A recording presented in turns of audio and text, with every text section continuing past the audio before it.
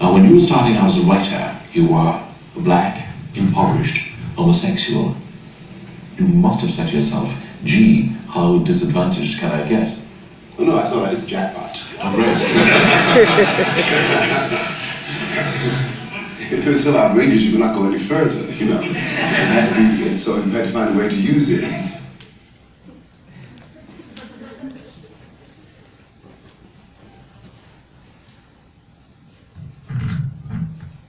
Writer and playwright James Baldwin was born on August 2nd, 1924 in Harlem.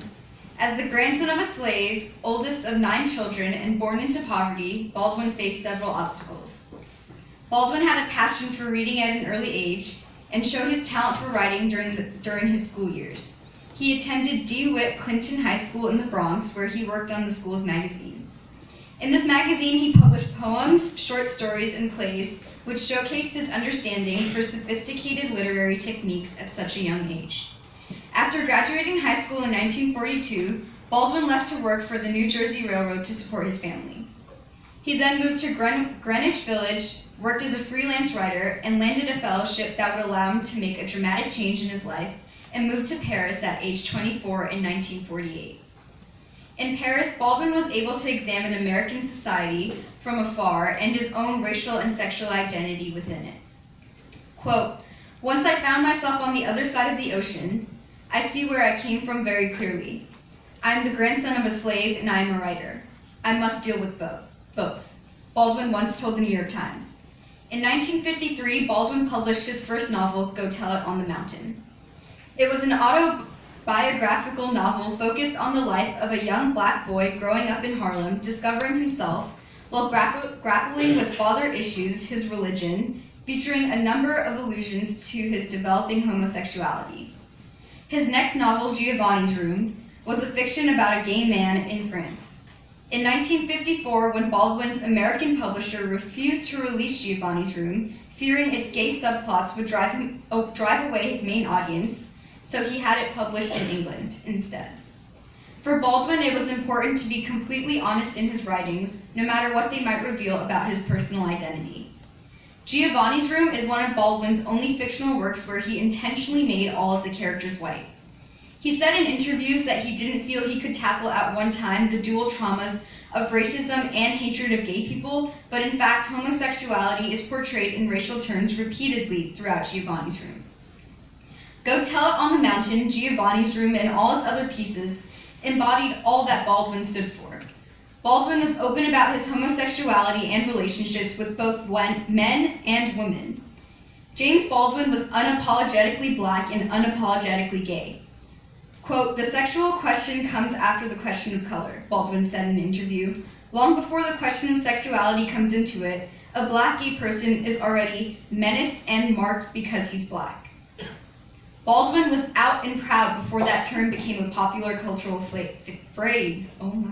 To be out and proud as a black man as early as the 1950s was very difficult, and his works were considered extremely controversial when they were published. His work examined the unspoken complexities of racial and sexual distinctions, while he continued to vocalize the personal conflicts of being both black and gay. There's a prejudice that at one time was against homosexuals. At one time. Yeah, hold on. When it was a criminal offense. Then that got removed. Oh. And people started to appear to accept. Back it comes again now because of AIDS. It never went anywhere. It never went anywhere. People's attitudes don't change because the law changes. I know that. And homosexual questions like this, it's like what we call the racial question. Nobody, no man, no woman, is precisely what they think they are. Love is where you find it. And you don't know where it will carry you. And it is a terrifying thing. It is the only human possibility, but it's terrifying. And a man can fall in love with a man, a woman can fall in love with a woman. There's nothing anybody can do about it. It's not in the province of the law. There's nothing to do with the church. And if you lie about that, you lie about everything. And no one has a right to try to tell another human being whom he or she can or should love. But when you wrote Giovanni's Room a long time ago, that was quite a brave book to bring out, wasn't it? It was about love, it was about homosexual love, it was about love. But you deliberately put in homosexual love, presumably. No, the boy is in the middle. It's not so much about homosexuality at all. It's about what happens to you. You can't love anybody. It doesn't make any difference whether you can't love a woman, can't love a man, you can't love anybody. You're dangerous. But you have no way of learning humility. No way of learning that other people suffer. No way of learning how to use your suffering and theirs to get from one place to another. In short, you feel you have a responsibility, which is to love each other.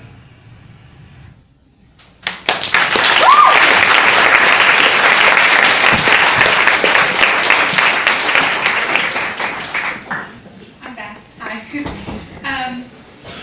Lorraine Hansberry was a successful playwright and civil rights activist who later became the first Black playwright and youngest American to win a New York Critics Circle Award. She was also a queer woman. Though it did not take me long to find information about her plays, such as A Raisin in the Sun, or information on her involvement in the civil rights movement, almost no sources mentioned this aspect of her identity or the role she played in the LGBTQ+ rights movement. This was due to the restriction which her ex-husband, Robert Nemiroff, put on access to archival materials that expanded upon her sexual identity. It was only recently that the Hansberry estate has permitted researchers access to some of the materials. Hansberry was born in Chicago in 1930. Her father founded Lake Street Bank, one of the first banks for African Americans in Chicago, and ran a successful real estate business. Despite this, her family suffered the same segregation as other Black families, being harassed by white mobs when they tried to move into a restricted neighborhood in 1937. In spite of the treatment, they remained in the neighborhood, eventually winning a Supreme Court case which opened 30 new blocks to African Americans. During her childhood, many prominent African American social and political leaders visited the Hansberry household, including sociologist W.B. Du Bois, Olympic gold medalist Jesse Owens, and poet Langston Hughes, for whom she would later title one of her plays. After leaving high school, she attended the University of Wisconsin, but later dropped out of classes after less than 2 years, a fact which could easily be dismissed without reading about her motivation, a sense of marginalization as a Black woman and as a lesbian. In 1950, Hansberry moved to New York to begin her career as a writer. She wrote for Paul Robeson's Freedom, a progressive Pan-Africanist publication, which put her in contact with other literary and political mentors. During a protest against racial discrimination at New York University, she met her husband and they later married in 1953. Though she married a man, in 1957 she joined the Daughters of Bilitis, one of the first lesbian civil and political rights organizations in the United States. She went on to contribute 2 letters to their magazine, The Ladder, under her initials LHN. It was around this time that she separated from her husband, and stories of relationships with other women began to appear in her personal notebooks.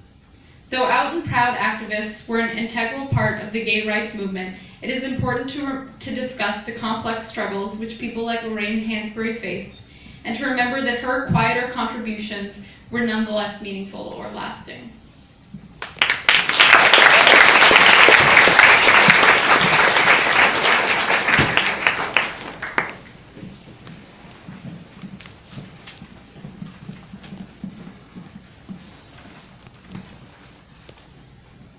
I'm not here to represent Barbara Jordan.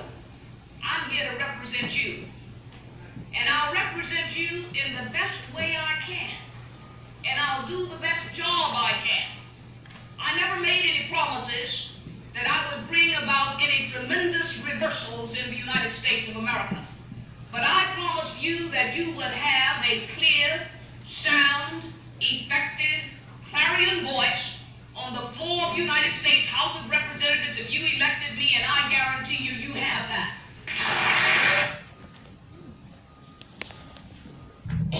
Barbara Jordan defied many odds to become the first Black congresswoman from the Deep South.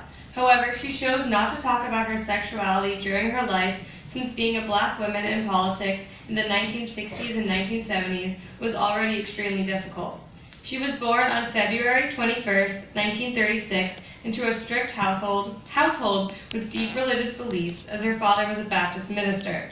When Jordan decided to go to college, there had been large legal battles regarding the University of Texas at Austin's segregationist policies. So she was required to go to Texas Southern University, which did not have a pre-established pre-law track, forcing her to go to an extra year of school. At school, she was very active in the debate team, allowing her to travel many places in the country. Through these experiences, she became aware of the protections that she had in her community from the many prejudices that Black people faced in a segregated society. After she graduated in 1960, she was admitted to the Massachusetts and Texas State Bar and became the third Black woman in Texas to be able to practice law. She set up a small practice with 2 other attorneys at her parents' house in Houston. Later that year, she volunteered for the Kennedy Johnson campaign, where she learned how to encourage people to take action. After the election, she continued to speak throughout the state until 1962, when one of her co-workers convinced her to run for a seat in the state legislature. She had 2 unsuccessful campaigns, but finally in 1966, she was elected to represent District 11 because of another person's reappointment. She became the first Black woman to serve in Texas. Jordan served in the Senate from 1966 to 1972, where she co-sponsored the first law regarding minimum wage in Texas and helped make the Texas Fair Employment Practices Commission. To ensure that she was respected by others, she decided to, quote, woo and win the toughest, most conservative senators. She was absolutely determined to create allies. From the Texas Senate, she was elected to the House of Representatives in 1972 and became a member of the House Judiciary Committee. She spoke at the Watergate proceedings and was the keynote speaker at the 1976 Democratic National Convention. She then wrote her autobiography during her last term in Congress. While Jordan is often recognized for her incredible career, one central part of her identity is often glossed over. She was a gay woman. Jordan was extremely private and never publicly came out, but she was known to be in a relationship with a woman named Nancy Earl. Jordan never made public appearances alongside her partner because her identity as a Black gay woman could jeopardize her career as a successful politician. The first time this relationship was acknowledged was actually in Jordan's obituary, written in a Houston newspaper in 1996. The erasure of Black LGBT women in the United States is dangerous. They are forced to choose pieces of their identity to hide out of fear of public backlash.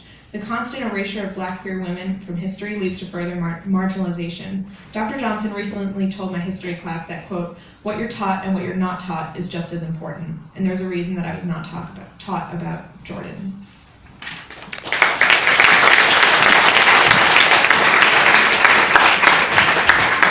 One quick note, the picture on the top right is one of the only pictures of Nancy Earl and Barbara Jordan, and her student is the person next to them.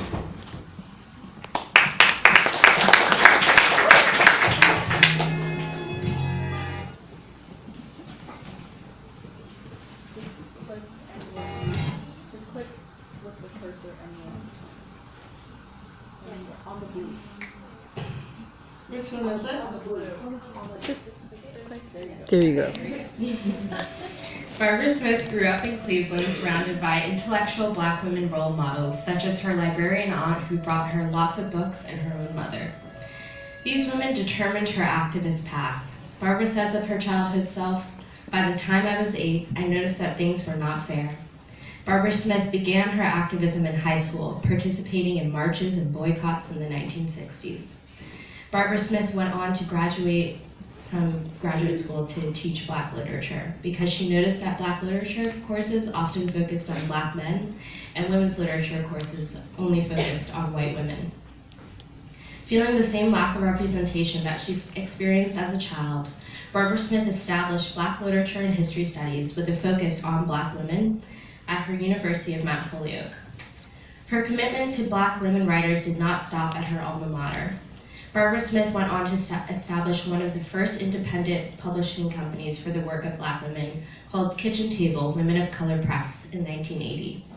Through this publishing group, she published many books and pamphlets by Black women that gave way to a generation of Black women who were able to grow up seeing themselves as writers and as protagonists of stories. Barbara Smith published and edited many books that became foundational texts for feminism and Black women's studies. After giving a platform for Black women to publish their written work, more mainstream publishers followed, giving way for the likes of Alice Walker and Toni Morrison. The most general statement of our politics at the present time would be that we are actively committed to struggling against racial, sexual, heterosexual, and class oppression, and see as our particular task the development of integrated analysis and practice based upon the fact that the major systems of oppression are interlocking. The synthesis of these oppressions creates the conditions of our lives. Those sentences make up the opening of the Combahee River Collective Statement of 1977, the most renowned publication of the Combahee River Collective, a Black feminist group that Barbara Smith started in 1974. This document became one of the earliest explorations of the intersection of multiple oppressions, including racism and heterosexism, critiquing both sexual oppression in the Black community and racism within the wider feminist movement. For the first time, according to the statement, Black women openly and unapologetically communicated their sexual orientations in the midst of their social justice work. We understood that dealing with sexual politics didn't mean you weren't a race woman, and that speaking out about homophobia didn't mean that you didn't want to end poverty, says Smith of the Combahee River Collective. Looking at Barbara Smith's childhood filled with high expectations for academia and hard work, it is not a surprise that she founded such a monumental group, among many other important contributions to the narrative of Black women. Barbara and her colleagues in the Combahee River Collective are credited with originating the term identity politics, defining it as an inclusive political analysis for contesting the interlocking oppressions of race, gender, class, and sexuality. Now widely referred to as intersectionality, this analytic approach has shaped scholarship, teaching, and progressive activism. Barbara Smith was marching for intersectionality when others walked for just women's issues or just Black issues or just LGBTQ plus issues. Barbara Smith brought her activism to politics when she became the first African American district attorney of Albany County and the first female mayor of the city of Albany. As mayor, Barbara Smith worked to curb gun violence in the city, modeling her initiative after Chicago's ceasefire anti-violence program. Smith also worked to secure children's access to excellent education through an introduction of factors of the Harlem's Children's Zone. As chair of the Common Council's Public Safety Committee, Barbara helped to establish community policing in Albany. She currently works with the new mayor's administration to establish and implement Albany's equity agenda, which utilizes innovative approaches to address poverty, joblessness, racial disparities, and other types of marginalization. Smith recalls coming out a few years after Stonewall in the mid-1970s. She spent a lot of her time writing for Gay Community News when she was in Boston, which was a gay publication that also covered issues of race and class, one of the few of its time. In an essay from her book, Sinister Wisdom, Smith criticizes white members of the LGBTQ plus movement for not doing enough to call out racism and classism. Smith also critiqued the Black community for not fighting for queer issues enough. Smith received the Stonewall Award for service to the lesbian and gay community in 1994. Smith's essays and books have been so integral in creating a voice for those who find themselves fitting into multiple minority groups. Her publications have built the foundation for intersectionality, and her everlasting mark on history is still felt today.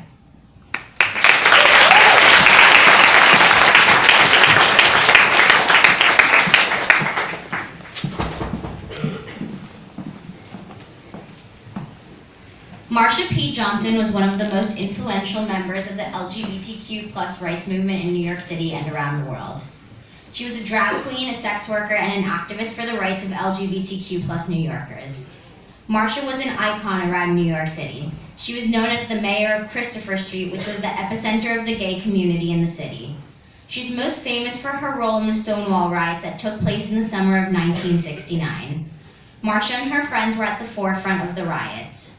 After the riots, Marsha became one of the co-founders of the gay liberation movement. The goal of the gay liberation movement was to keep the momentum of the Stonewall riots going. Along with the gay liberation movement, Marsha P. Johnson and her closest friend, Sylvia Rivera, another queer woman of color, founded an organization named STAR, or Street Transvestite Action Revolutionaries. STAR's platform included freedom of gender expression, prison reform, ending homelessness, and fostering an inclusive community. They established Star House, which was a home with the goal of providing shelter to homeless queer youth. Marsha P. Johnson and Sylvia Rivera prostituted themselves to maintain the cost of running the house. The only thing they asked for in return was for the youth to provide the food for the members of the house. Marsha P. Johnson and all the work she did in New York City was crucial for the LGBTQ plus rights movement. On July 6, 1992, Marsha P. Johnson's body was found in the Hudson River. The New York Police Department initially ruled her death as a suicide. The people closest to Marsha P. Johnson pushed back on that declaration until the NYPD changed the ruling to undetermined. It has been more than 25 years since her death, and the case continues to be inactive with the NYPD. This is indicative of the treatment that members of the LGBTQ plus community, particularly trans individuals, receive from law enforcement and the nation as a whole. Marsha P. Johnson was well known around the city, yet her death went ignored by the police. 26 transgender people were killed in 2017. All but 2 of them were people of color. It is vital that we honor Marsha's legacy and continue to make the world a safer and more inclusive place for all members of the LGBTQ plus community.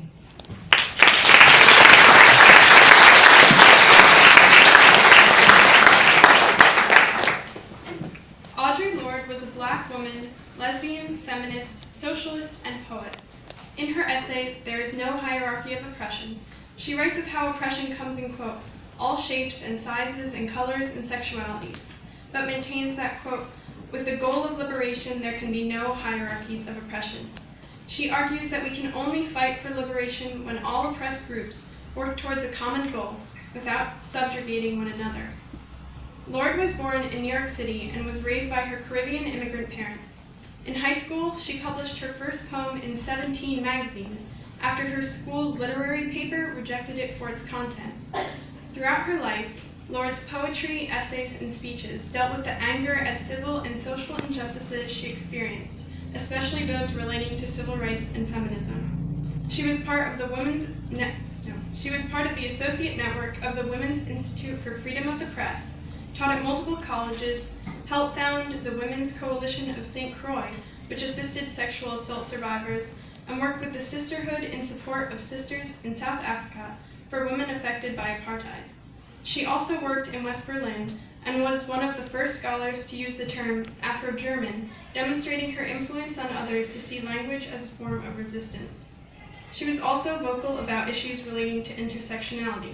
She writes, quote, Black feminism is not white feminism in blackface. Black women have particular and legitimate issues which affect our lives as Black women, and addressing those issues does not make us any less Black. Those of us who stand outside the circle of this society's definition of acceptable women, those of us who have been forged in the crucibles of difference, those of us who are poor, who are lesbians, who are Black, know that survival is learning how to take our differences and make them into strengths. For the master's tools will never dismantle the master's house. And this is Lauren Lyons reading There is No Hierarchy of Oppression.